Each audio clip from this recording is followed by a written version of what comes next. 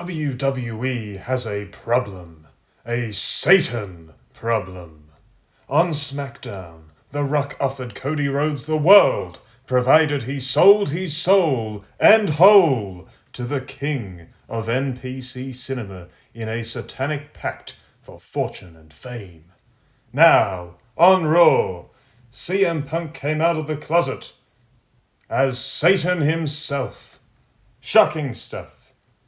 You really think he'd be able to get that WrestleMania main event by now if he had all that satanic power, but apparently not.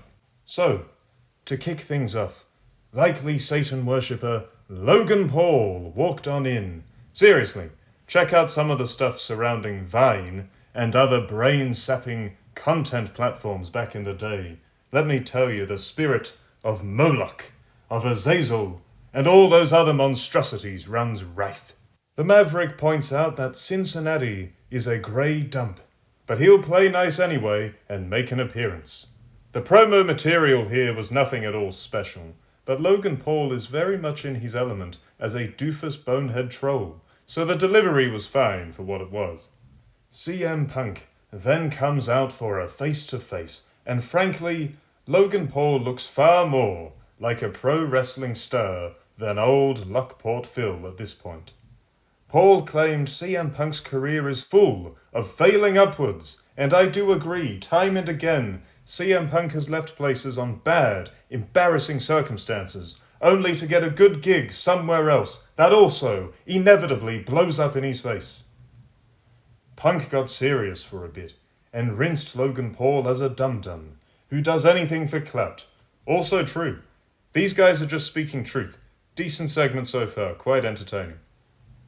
Punk claims that Paul will be forgotten, and frankly, as much as I wish he was right, he is wrong. There are a whole lot of scam victims from CryptoZoo and the like who will never forget the name Logan Paul. Same goes for the traumatized kiddies who watched a certain live stream Paul did in 2018 in Japan, in a forest. Punk shouted out Cody Rhodes grabbing his ankles for Dwayne's Johnson before revealing he, not Diddy Rock, he, CM Punk, is Satan himself, and Logan Paul is in big trouble this Saturday. Ooh. The thing is, realistically speaking, Logan Paul is in his athletic prime. He's in great shape. He is in general very agile, very explosive. He was a solid high school wrestler. He boxes. Not to any decent professional level degree, obviously.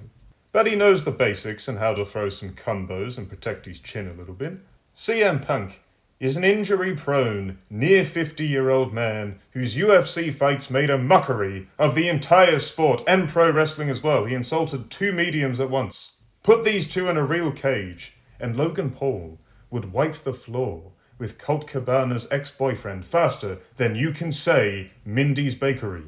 So, not an awful segment by any stretch, bit corny with Punk calling himself Satan, but otherwise, not bad. What's amusing is that both this and what happened between them at the Rumble suggest Paul and Punk might be feuding properly very soon. Logan Paul gave CM Punk a cheeky slap and ran out of the ring. Apparently, I didn't realize this until this episode of Raw, CM Punk is unable to leave rings. He was buffering. Like a video game character, when the player drops the controller, he couldn't just chase Logan Paul, apparently.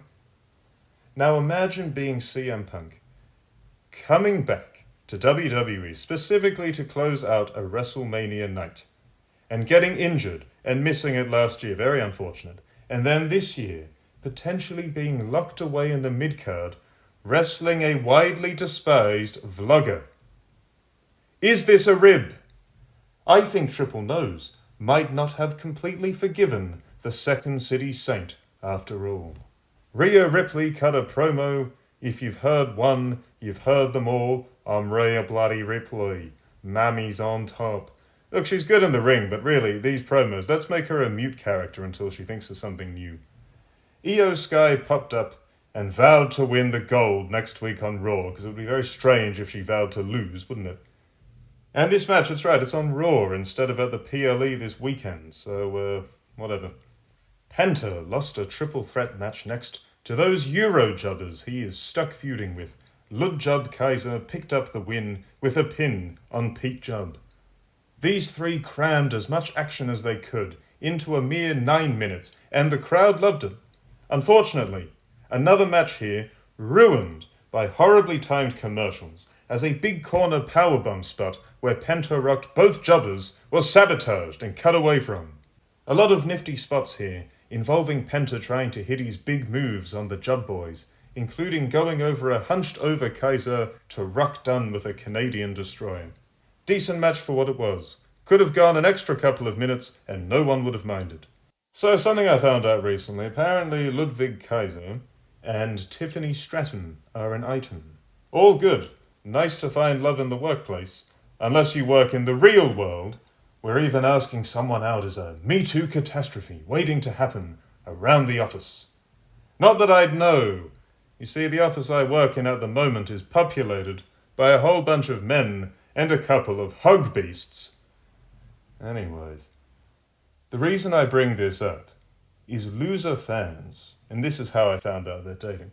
Loser fans are throwing hissy fits about Tiffany Stratton dating a man who works in the mid-card. That's the impression I got on the Twitter sphere this morning, before I had to go out to work and then make this video late. It's a great life I lead. Anyways, these losers, the fans, throwing hissy fits about this women's wrestler they've never met, as if they, Cheeto munching, Korean barbecue stinking, man boobs and saggy guts sporting, mother humpers who jerk off 8 times a day, would seriously have a shot at Tiffany Stratton or any living, breathing female, or man, as if they are a better catch than a tall, relatively handsome, shredded guy who's paid well to be on TV every week. This is the delusion of some so-called marks out there. Sadder, grosser, and weirder than even the most ride-or-die Swifties out there when it comes to oddball fan behaviour. The New Day finally got to look strong, and the problem here was it was too late. No one cared. The major heat they got for this heel turn is already fizzling out. WWE completely failed to capitalise on their heat, jubbing them out immediately and cooling them off. They beat some LWO jobbers here in under 6 minutes. Nothing match, very paint by numbers. New Day won with the up-up-down-down combo. Dragon Lee ran out after to help the LWO, only to get laid out like a jobber. A lot of people lately saying Penta could be the next big masked star. Yeah, maybe, but long term, Dragon Lee actually has more upside and does most of the high-flying stuff fans tend to expect from masked luchador babyfaces.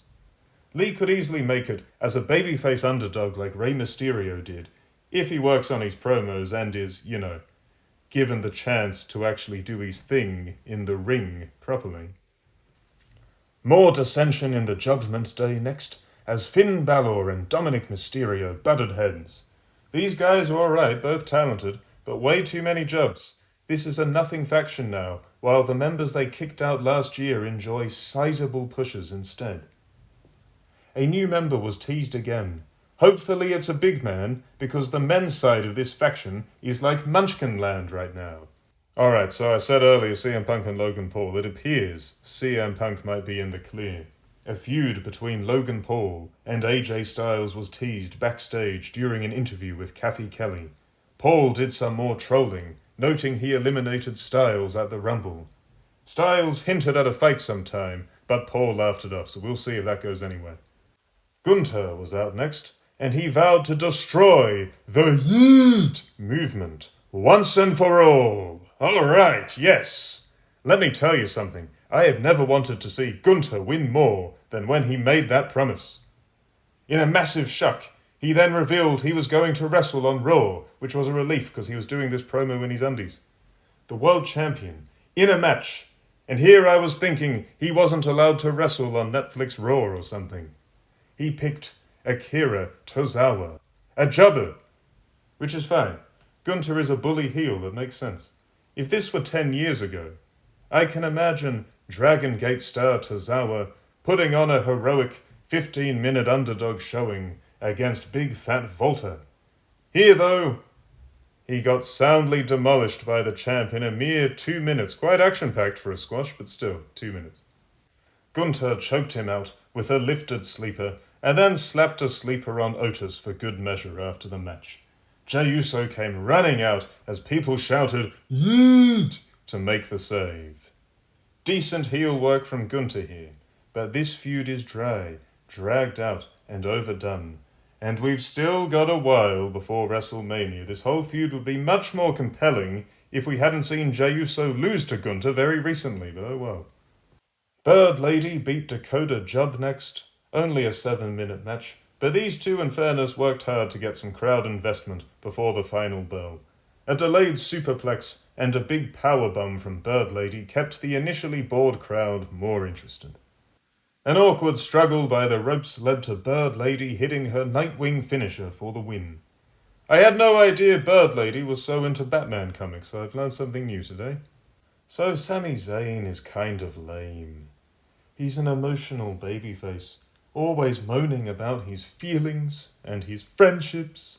I'll tell you what though, that actually worked here, as he had a compelling sit-down interview where he discussed his latest beef with Kevin Owens. He revealed he'd even showed up at Kevin Owens' house with bad intentions, but had instead been greeted by Owens' mum. I had no idea Owens was still living with his mum. He really is living up to that wrestling fan stereotype appearance of his, but anyway. He ran down his neck problems and the danger of his upcoming grudge bout with Kevin Owens, and frankly, this was a really good segment. I'm not going to make fun or troll it. Zayn told a worthwhile story to build his current feud. He spoke with conviction. He had emotional intensity and believability. The material was fairly interesting. Really good all round and worth watching. Bayley continues to feud with a child. Next. I don't care, and neither do you. Let's move on. Bron Breakker. This guy's really good. Why doesn't this guy get to defend his belt more? Here, he had a 3-minute non-title bout with Dominik Mysterio. The story was simple. Breakker is a wrecking ball, and Mysterio needed all the help he could get to stay in the game. The match is ruined via DQ, with Finn Balor and Carlito jumping Breakker before he can hit a spear. Breakker then gets the better of all 3 Judgment Jobbers post-match, with Balor getting so scared he just leaves the ring rather than take a beating like the other 2. That's great for Breakker, he looks very strong, but the Judgment Day is a nothing faction at this point, and this match and segment really hammered that home. Cody Rhodes is in the house, still thinking about whether or not grabbing his ankles for the creative genius behind the masterpiece that was Black Adam is a good idea or not. He listed off his family and friends, noting he had to consider them as well when deciding on whether or not to let The Rock help him build up his Instagram following or something. Rhodes noted he doesn't want to be a geriatric working the indies in the future like his old man before him. Seth Rollins then came out, dressed like a cross between the TX from Terminator 3 and an upmarket New York prostitute. And I gotta say, it looked better on the TX and the prostitute I've visualized for this comment. What can I say? Hot blonde lady does red leather better than hairy Armenian man pushing 40, who would have thought? TX also had a normal coat from what I remember, whereas Rollins had a big ridiculous one on here, in what was meant to be a serious segment. The material was quite dramatic, or at least it was meant to be, and he comes out looking like that. Anyways, Rollins discussed him and Rhodes being allies heading into last year's WrestleMania. He discussed his dream of winning the Chamber and wrestling Rhodes this year.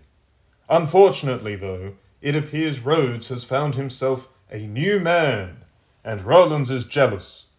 As I explained last year, the Rhodes-Rollins dynamic makes a lot more sense when you realize Seth Rollins is a blatant closet homosexual who is in love with the American Nightmare. Seth Rollins the character, disclaimer, before someone has a hissy fit that I'm actually insulting the actual man or something. So of course, Seth Rollins is fuming, that Cody Rhodes is now getting touched up by The Rock, who, let's face it, you have to give head to get ahead in Hollywood. Anyways, Rollins harped on about all he sacrificed for Rhodes, such as his world title reign, and his knee, and eating that big chair shot from Roman Reigns, presumably. And then, oh no, Rhodes' little feelings are hurt, and Rollins is being judgmental. Rhodes summarized their history together, from the 2022 feud to the 2024 alliance. This was very long. There were some interesting story beats and ideas going around, but it dragged a lot, and both of these guys, they just seem kinda soft compared to big stars of yesteryear. Rollins ultimately said he was there to help Rhodes avoid turning heel, essentially, to keep it simple. And he wasn't coming for Rhodes' soul. He was coming in his hole. For his title! He's coming for his title, damn it! Ugh. All this unexpected queer coding is throwing me off lately. I mean, not that there's anything wrong with it. Whatever, it's cool. It's 21st century, I get it. So a women's tag title match was the main event this week. Okay, look, Bianca Belair is a very good wrestler, and Liv Morgan is an entertaining heel.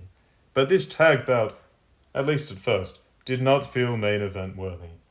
The faces jumped the heels before the match.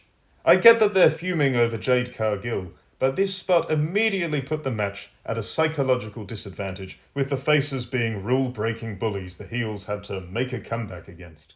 Belair did a big 450 splash on Raquel Rodriguez. It looked like Belair's knee almost squashed Rodriguez's face. That could have been a bit unfortunate. Morgan and Rodriguez hit an elevated double-team codebreaker on Belair. Dominik Mysterio ran out to help Morgan, who frequently got demolished here, only for her partner and her, other partner, to break up the pins. Naomi sent Mysterio packing from the apron, but got caught by Rodriguez, who slammed her face first into the ring post, allowing Morgan to get the pin and win. So I said this didn't feel main event worthy. To be fair, this was a very fast-paced, action-packed match with a good deal of crowd heat. Fireworks went off to celebrate the win, which seemed a bit excessive, and Michael Cole hyped up the year Liv Morgan's been having so far. You know, the year where she lost the women's title and failed to win the Rumble, and hasn't done much else of note until Monday Night Raw here. Okay then. Strange show, blatantly continuing the inherently evil, satanic themes of SmackDown as Illuminati sock puppets like Dwayne the Diddy Johnson and his daddy, Ari Emanuel, make their presence felt. Expect a lot more occult crap, like soul selling, and a lot more giving up that arse to the man in head office in the weeks and months to come. You see, this is the style of the powers that be, and they're becoming more blatant as we reach the end times. Humiliation at all levels to get ahead, dropping to hands and knees for a quick buck, poop shoots being plundered. This is the new normal, and it only gets more uncomfortable from here.